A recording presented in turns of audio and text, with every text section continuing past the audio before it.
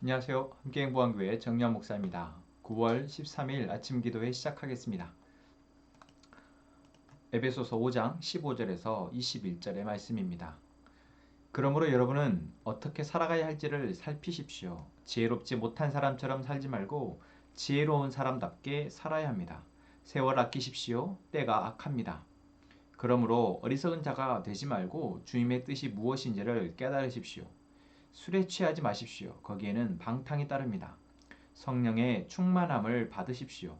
시와 찬미와 신령한 노래로 서로 화답하며 여러분의 가슴으로 주님께 노래하며 찬송하십시오. 모든 일에 언제나 우리 주 예수 그리스도의 이름으로 하나님 아버지께 감사를 드리십시오. 여러분은 그리스도를 두려워하는 마음으로 서로 순종하십시오. 아멘. 바울은 오늘 5장 15절에서 21절의 말씀에서 우리의 지난번처럼 옛사람과 새사람 또한 빛의 자녀가 아닌 어둠에 속한 사람과 빛의 자녀 이렇게 비교, 대조하면서 계속해서 우리의 삶을 강조하고 보여주면서 강조하고 있는데 오늘 말씀에서도 그렇습니다. 우리가 어떻게 살아가야 하는지를 살펴라 라고 15절에서 권면하고 있습니다. 참 중요한 말이죠. 우리가 오늘을 살아가는 데 있어서 내가 어떻게 살아가야 되는지를 생각하고 그 올바른 방향으로 나가는 것, 우리 모두에게 필요한 일입니다. 그리고 그렇게 나는 지금 어떻게 살아가야 되지? 라고 생각했을 때 내 안에 들어지는 생각들, 어떤 목표나 방법이나 이러한 것들이 결국 우리는 그리스도인 하나님의 자녀, 빛의 자녀다워야 한다라는 것입니다. 그럼 무엇이 그런 다움이 드러나는 것일까? 우리는 계속해서 내 안에 지식이, 그러니까 하나님을 아는 지식이 쌓여가고 또한 하나님이 우리 하신 그 말씀들이 내 안에 정리가 되어지고 그것이 또 내 삶에 사라지어지면 이제 그렇게 하나님의 자녀답게 살아가는 수 있겠구나 라고 생각할 수 있습니다. 네, 그 말이 사실 틀리지 않습니다. 그래서 우리는 계속 듣고 가르침을 받고 배우고 하나님과 이 더 알아감의 시간을 충분히 더 많이 갖는 것. 어쩌면 이것이 어릴 때부터 우리에게 필요한 일이며 지금 이 순간에도 우리에게 계속 그러한 시간이 나에게 있는 것. 이것이 가장 중요한 어쩌면 방법이라 생각합니다. 그러나 우리가 아무리 많은 걸 알고 있고 또 우리가 어떤 양육을 받았고 또 제자 훈련을 했고 또한 경험을 했다 할지라도 여전히 세상은, 여전히 사단은, 여전히 죄는 우리 위에 있습니다. 여러분 이것은 결코 우리가 간과해서는 안 되는 일입니다.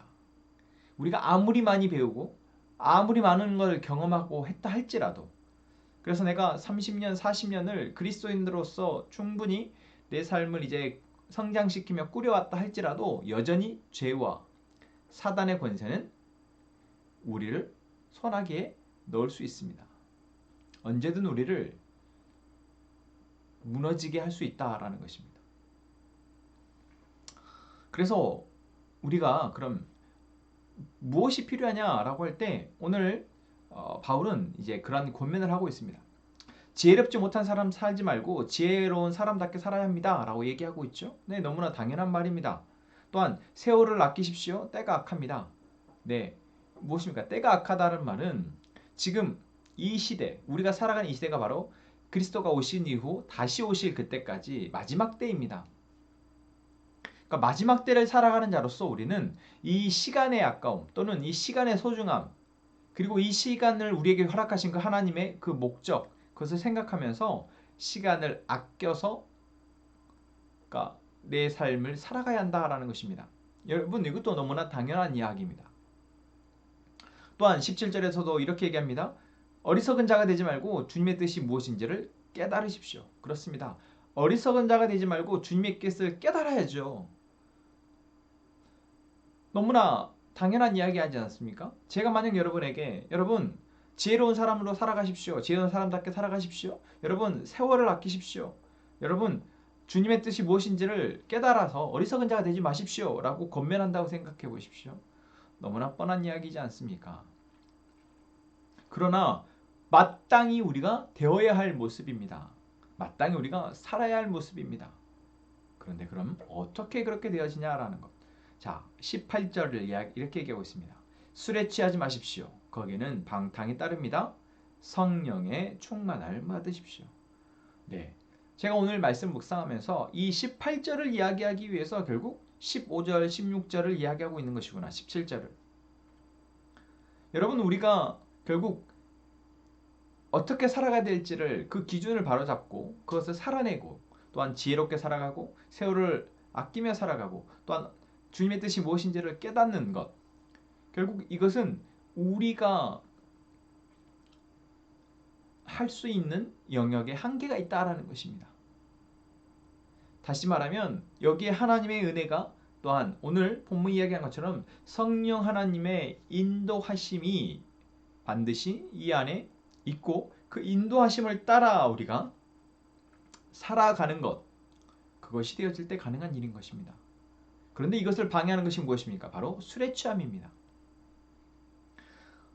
술에 취하지 말라라는 말은 단순히 우리가 먹고 마시는 술을 마시지 말라 또는 그 술에 취하지 말라라는 의미 이상의 의미가 있습니다. 여러분 단순히 우리가 방탕이 그러니까 성령의 충만함을 반대되는 것, 그게 술의 취함이겠습니까? 그렇지 않습니다.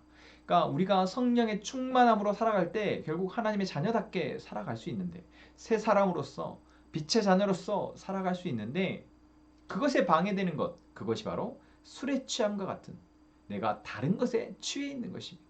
술에 취해 있든 돈에 취해 있든 사랑에 취해 있든 뭐 명예에 취해 있든 무엇에 취해 있든 내가 취해 있는 그것이 결국 우리를 방탕으로 나아가게 한다는 것입니다.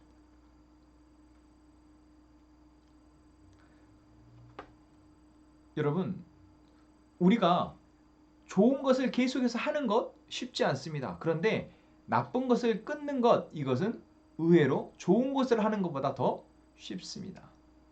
그렇지 않습니까, 여러분? 생각해 보십시오. 내가 좋은 것을 계속해서 하는 것과 나쁜 것을 내가 이것은 이제 나쁜 거야, 이것은 하지 말아야 할 것이야 라고 생각해서 그것을 끊는 것, 둘 중에 무엇이 더 쉬울까요? 여러분 나쁜 것을 끊는 것이 더 쉽습니다. 물론 내 안에서 계속해서 그 탐욕이 그 어떤 그 쾌락을 쫓는 마음이 또 내 안에 이 세상의 가치를 쫓는 마음이 계속해서 일어나겠지만 그것을 거기까지 나아가게 하는 데 있어서 내 그 중간 매개가 되어지는 것, 오늘 본문에서는 술이죠. 그것을 멈추는 것, 그것에 취하지 않는 것. 여러분 우리가 계속 그리스도인으로서 살아가는 것 너무 어려운 일이지만 술에 취하지 않는 것은 그나마 쉬운 일이다라는 것입니다. 그리고 이것은 단순히 그냥 술을 마시지 말라, 술에 취하지 마십시오, 그러면 성령의 충만을 받을 수 있습니다 라는 이야기가 아닙니다. 우리가 취해야 할 것이 무엇이냐를 말해주는 것이죠. 바로 성령의 충만함을 받아야 한다라는 것입니다. 그리고 19절에서부터는 이제 마땅히 성령의 충만함으로 하나님의 자녀답게 살아가는 사람들에게서는 시와 찬미와 신령한 노래로 서로 화답하며 여러분의 가슴으로 주께 노래하며 찬송하십시오. 바로 찬송이, 하나님을 향한 찬송이 나옵니다. 또한 20절에 나오는 감사가 나옵니다. 그리고 마지막 21절에서는 그리스도를 두려워하는 마음으로 서로 순종하는 것, 이것이 바로 사랑이죠. 형제 안의 사랑, 서로 순종하는 것, 공동체 안에서 서로 순종하는 것, 목회자와 성도가, 또한 성도와 성도가, 또 성도가 목회자를 이렇게 서로 순종하는 것, 이것이 바로 우리 안에 성령의 충만함으로 살아갈 때 그 열매로 나와지는 것들입니다. 물론 내가 찬송하기를 마음쓰고 그것을 위해서 계속해서 내 입술로 찬양을 하는 것, 또한 내가 계속 의식적으로 감사의 제목을 찾고 감사하는 것, 너무나 귀한 일이고 그것이 우리 안에 좋은 훈련이 되어지지만 그리고 우리가 지금 기도 노트도 함께 써가자라고 하면서 기도합시다라고 이렇게 함께 훈련을 하고 있지만 이 안에 그리고 내 안에 계시는 성령님이 나로 하여금 반응케 하시는 그것을 더 민감하게 바라볼 수 있고 그것에 취하는 것, 성령이 이끌어 가시는 대로 살아가는 것, 그게 바로 성령의 충만함이죠. 여러분, 우리 안에 그것이 있기를 위해서 기도합시다. 성령의 충만함으로 하나님의 백성, 하나님의 자녀, 빛의 자녀답게 그렇게 살아갈 수 있기를 위해서 우리 기도하는 우리 함께 행복한 가족 되기를 소망합니다. 기도하겠습니다. 하나님, 오늘도 우리에게 말씀하여 주시니 감사합니다.